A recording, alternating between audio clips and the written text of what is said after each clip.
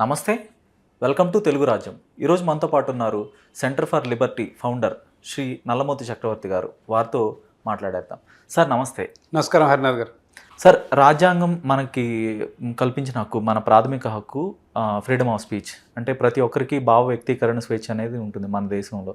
కాకపోతే 1962లో మనకి reasonable restrictions పేరుతో కొన్ని రెస్ట్రిక్షన్స్ అయితే తీసుకొచ్చారు. సో ఈ రెస్ట్రిక్షన్స్, ఏ 5 రెస్ట్రిక్షన్స్ అయితే ఉన్నాయో, సో ఈ ప్రభుత్వాలు కానీ, వ్యవస్థలు కానీ, లేదంటే పోలీస్ వ్యవస్థ కానీ, ఆ రెస్ట్రిక్షన్స్ని యూజ్ చేసుకుంటూ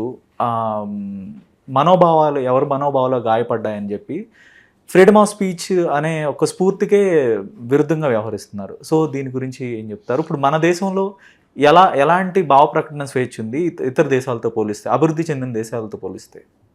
మన దేశంలో మితంగా ఉన్నాయి. అభివృద్ధి చెందిన దేశాలు, ప్రత్యేకంగా అమెరికా లాంటి దేశం has maximum hate speech is allowed. మీకు ఒక ఉదాహరణ ఇస్తాను. మన దేశం కొరకు పాకిస్తాన్ బోర్డర్లో యుద్ధం చేసి ఒక సైనికుడు చనిపోయాడు. ఉదాహరణ, ఒక హైపోథెటికల్ సిచ్యువేషన్, ఊహాజనిత. అతని అంత్యక్రియలు జరుగుతున్నాయి. మనం ఎట్లా చూస్తాం? ఒక హీరో మన కొరకు ప్రాణత్యాగం చేశాడు, దేశం కొరకు ప్రాణత్యాగం చేశాడు. అంత్యక్రియలు చేసే దగ్గర బయట బోర్డు పెట్టి, ఈ చనిపోయిన సైనికుడు హంతకుడు, నరహంతకుడు, దుర్మార్గుడు, మనుషుల్ని చంపే మర్డరర్ అని బోర్డులు పెడితే మన దగ్గర ఎట్లుంటుంది? జనాలు అసలు ఊరుకుంటారా? అమెరికాలో విదేశాల్లో యుద్ధం చేస్తూ చనిపోయి సోల్జర్ వెనక్కి వస్తే ఆ సిమెటరీ బయట దే డిడ్ ఎ ప్రొటెస్ట్. చనిపోయిన సైనికుడి తల్లిదండ్రులు, కుటుంబ సభ్యులు, భార్యా పిల్లలు అందరూ అక్కడుండి ఆ రోజు క్రిమేషన్ జరుగుతుంటే జస్ట్ బయట శిబిరం వేసి రోడ్డు మీద ఈ చనిపోయిన సైనికుడు హంతకుడు అని బోర్డు పెడితే కేసు వేశారు ఆ కుటుంబ సభ్యులు. కేసు సుప్రీంకోర్టు దాకా వెళ్ళింది. దే సెడ్ వాళ్ళకి హక్కు ఉంది, భావ ప్రకటన స్వేచ్ఛ అన్నారు. Hate speech is allowed. మతాలని, దేవుళ్ళని, that results in a healthy debate. కానీ భారతదేశంలో అది లేదు. సో మనం ఇప్పటికైనా మన చట్టాలు, నేను ఇందాక అదే చెప్పాను, రావణ్ భారత్ చట్టాల ప్రకారం చేసింది నేరంగానే పరిగణించారు. రాధా మనోహర్ దాస్ చెప్పింది కూడా నేరమే అవుతుంది.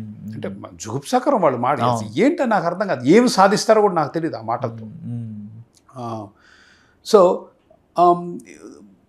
భారత రాజ్యాంగంలో ఇవాళ ఉన్న పరిస్థితి ఏంటంటే, మన చట్టాల ప్రకారం నేను ఒక మాట అంటే మీకు కోపం వచ్చి, ఆవేశం వచ్చి పోయి 2 అద్దాలు పగలగొట్టి బస్సులు తగలబెట్టాను, అది నా నేరం. ఏంటంటే నేను రెచ్చగొట్టాను మిమ్మల్ని అనేది చట్టం. I don't agree with it. వ్యక్తిగతంగా I don't agree with it. Those have to change. నేను ఒక మాట అంటే మీకు కోపం వస్తే మీరు పోయి పగలగొడితే మిమ్మల్ని ఆపాల్సిన బాధ్యత ప్రభుత్వానిది. హింసకు పాల్పడకుండా ఆపాల్సిన బాధ్యత ప్రభుత్వానిది. పగలగొట్టింది మీరు, నేరం చేసింది మీరు. మీరు చేసింది కూడా నేరమే, కానీ నేను చేసింది కూడా నేరమే అంటారు. దాన్ని I don't agree with it at all. నేను మ్యాక్సిమం భావ ప్రకటన స్వేచ్ఛ సమాజంలో ఎంత ఇవ్వగలిగితే అంత మంచిది. ఏమంటే భావ ప్రకటన స్వేచ్ఛ అంటే ఏంటి? హరినాథ్ గారు చాలా గొప్పోడు, హరినాథ్ గారు మంచి మనిషి, మంచి వ్యక్తి, దానికి నాకు హక్కు కావాలా? మీకేమైనా అభ్యంతరమా నేనంటే? లేదు. మిమ్మల్ని నానా మాటలు అనాలంటే నాకు హక్కు కావాలి, ఎందుకంటే మీరు ఊరుకోరు కదా. భావ ప్రకటన స్వేచ్ఛ హక్కు ఏంది అంటే, హక్కు అంటే మీకు ఇష్టం లేని విషయాలు చెప్పే స్వేచ్ఛ ఉంటేనే నాకు హక్కు అవసరం. ఎందుకంటే మీరు నన్ను కొడతారు కాబట్టి, మిమ్మల్ని మీరు అంటే కొడతారు కాబట్టి. అంటే ఎంత అంత అనవచ్చు అంటే దేర్ ఆర్ డిఫమేషన్ లాస్. అమెరికాలో కూడా డిఫమేషన్ లాస్ ఉన్నాయి. ఇప్పుడు ట్రంప్ ఉన్నాడు అనుకోండి, ట్రంప్ వాడిని మోసం చేశాడు, వాడిని ముంచాడు అంటే కోర్టులో వేస్తారు డిఫమేషన్. ఎందుకంటే నా పరపతికి, నా రెప్యుటేషన్కి. But generally speaking I'm in favour of freedom of speech and expression.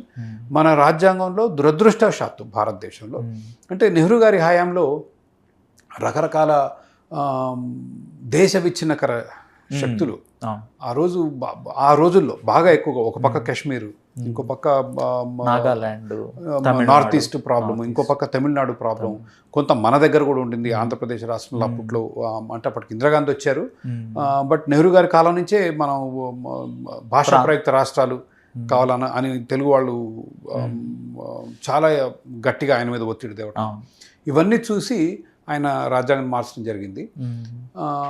దానివలన ఈరోజు మనం అందరం ఎవరిని గదిలిచ్చిన నా కులాన్ని అంటావా, నా మతాన్ని అంటావా, మా ప్రాంతాన్ని అంటావా, నా ఏంటి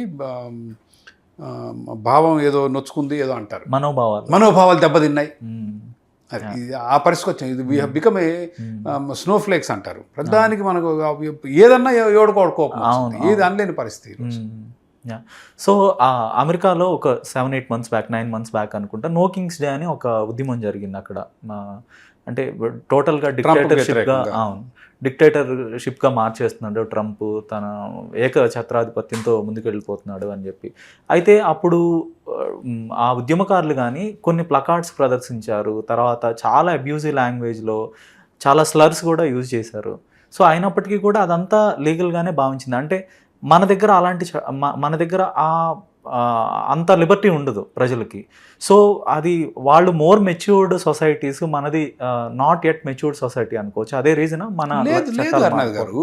ఇప్పుడు 1700లో 1800లో వాళ్ళు ఏమన్నా బాగా అభివృద్ధి చెందిన దేశమా? అంతా వ్యవసాయం చేసుకునే మామూలు వ్యవసాయం చేసుకునే వాళ్ళగా 90% మంది వ్యవసాయం చేసుకునే వాళ్ళు అమెరికాలో. ఇది అమెరికా అనే దేశం పుట్టిందే ప్రభుత్వం మీద అపనమ్మకంతో. ప్రభుత్వం సమాజంలో జోక్యం చాలా మితంగా ఉండాలి. థామస్ జెఫర్సన్ కానివ్వండి, జార్జ్ వాషింగ్టన్ కానివ్వండి, బెంజమిన్ ఫ్రాంక్లిన్ కానివ్వండి, దాని పునాది విత్తనంలోనే ప్రభుత్వం అంటే అపనమ్మకం. సరే, ప్రభుత్వం తప్పదు కాబట్టి ఉండనివ్వండి, కానీ మితంగా ఉండాలి, ప్రజలకు మ్యాక్సిమం ఫ్రీడమ్ ఉండాలి, ప్రజలకు ఆఖరికి తుపాకులు ధరించే హక్కు కూడా ఉండాలి. ఎందుకు? ప్రభుత్వం మీద తిరుగుబాటు చేయడానికి. It is written in the constitution. Founding fathers have said militia. అందరు మనం తుపాకులు, అమెరికా తుపాకులు పిచ్చాను. నో, ఒకరోజు నియంతృత్వ ప్రభుత్వం వస్తుంది. ప్రజలు చైతన్యవంతంగా ఉన్న రోజే ప్రజాస్వామ్యం నిలబడుతుంది, నియంత్రణ రాకుండా ఆగుతారు. ఇవాళ అక్కడ జనాభా కంటే తుపాకులు ఎక్కువ ఉన్నాయి. ఏ నియంత్రణ ధైర్యం చేయగలడు ఆ దేశాన్ని ఆక్రమించడానికి? చేయలేరు. ప్రజలు తిరగబడతారు. అది దాని వెనక ఉన్న ఎసెన్స్. అది దాంతో కొంత డిస్కంఫర్ట్ ఉంటుందా, కొంత మనకు నొచ్చుకుంటామా, మన దేవుళ్ళని అవమానించారని బాధపడతామా, ఉంటుంది. అది మూల్యం. లేకపోతే the other option is you go the Afghanistan route. మీకు ఆ దేశాల్లో హక్కులు ఉండవు. సౌదీ అరేబియాలో నడి రోడ్డులో నిలబెట్టి తల నరుకుతారు, మీకు తెలుసలేదు. న్యూస్ పేపర్లో యాడ్స్ ఇస్తారంటే తల నరికేవాడు కావాలని. I'm not kidding, they hire employees. మిట్ట మధ్యాహ్నం తీసుకొచ్చి ఒక ఇంటర్సెక్షన్ తీసుకొచ్చి తల నరికేస్తారు.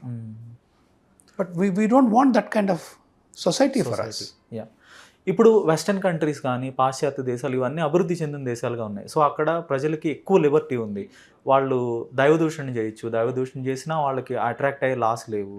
తర్వాత ఈవెన్ దేశాన్ని కూడా తిట్టొచ్చు, దేశాన్ని ఈవెన్ అక్కడ జాతీయ జెండాని తగలబెడతారండి. తగలబెట్టినా కూడా అది లీగల్, అంటే ఇల్లీగల్ కాదు. జాతీయ జెండాను తగలబెట్టడం is patriotic because it shows how free they are. So లిబర్టీకి అబ్సల్యూట్ ప్రయారిటీ ఇస్తారు అక్కడ. సో అవి అభివృద్ధి చెందిన దేశాలుగా పరిణామక్రమం చెందాయి.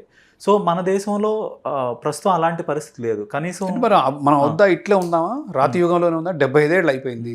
మనం అభివృద్ధి చెందొద్దా? మనం మారొద్దా? మన సమాజాలు మీరు వాడిన పదం మెచ్యూర్ కావద్దా? ఎప్పటికి ఇట్లాగే ఉండిపోదాం? ఇంకెన్ని సంవత్సరాలు ఉంటాం ఇట్లా?